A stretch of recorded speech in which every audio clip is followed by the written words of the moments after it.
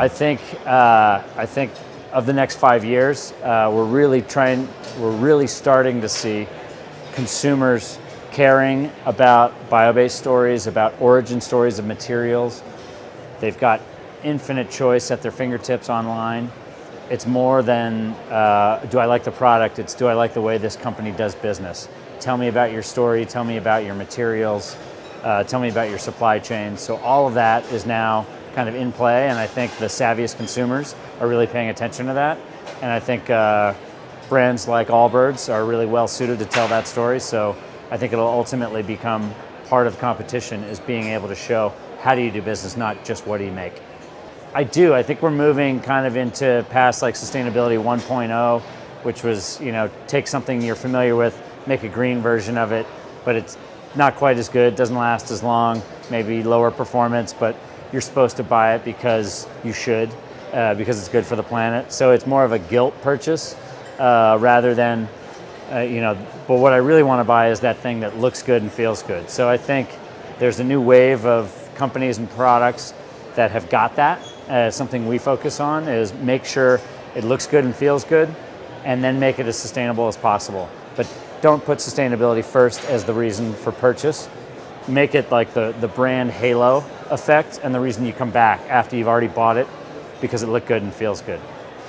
I would say product first. If you're a business, that's your power. If you're going to try to change the way people make things, product first. If you make the most sustainable product in the world and no one buys it because it's scratchy and it's made of some rough fiber, you might win a sustainability award, but you're not going to make any difference, because if you're a business, your power is with your customers. And so I would say focus on the product and make it as sustainable as possible.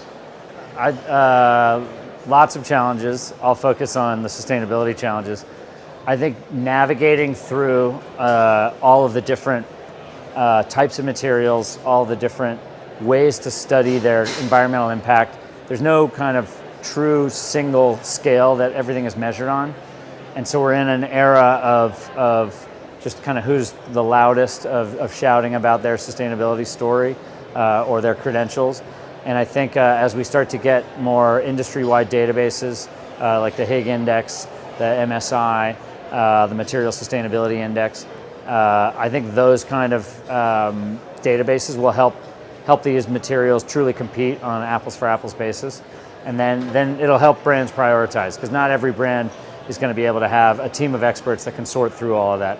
If we're really going to get wide adoption, we need it to be easy for the brands to adopt. And I think having a level playing field will make it do that.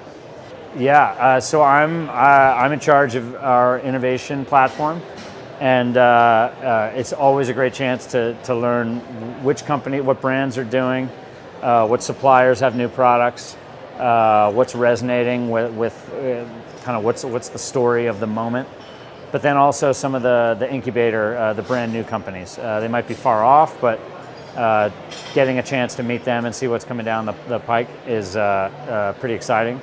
And it's like a breath of fresh air of seeing what's new, what's out there. Sometimes we focus on a single project so long, we might miss a few of the newest developments, so that's why I'm here.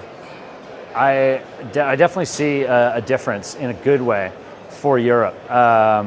When I come to the conferences in Europe, say it's an outdoor material conference, outdoor brand conference, almost every single booth will have a sustainability storytelling component.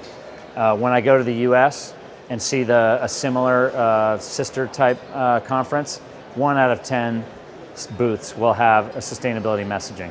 So it kind of feels to me, I look to Europe to be kind of 5 years in the future for what's coming, making its way to the US.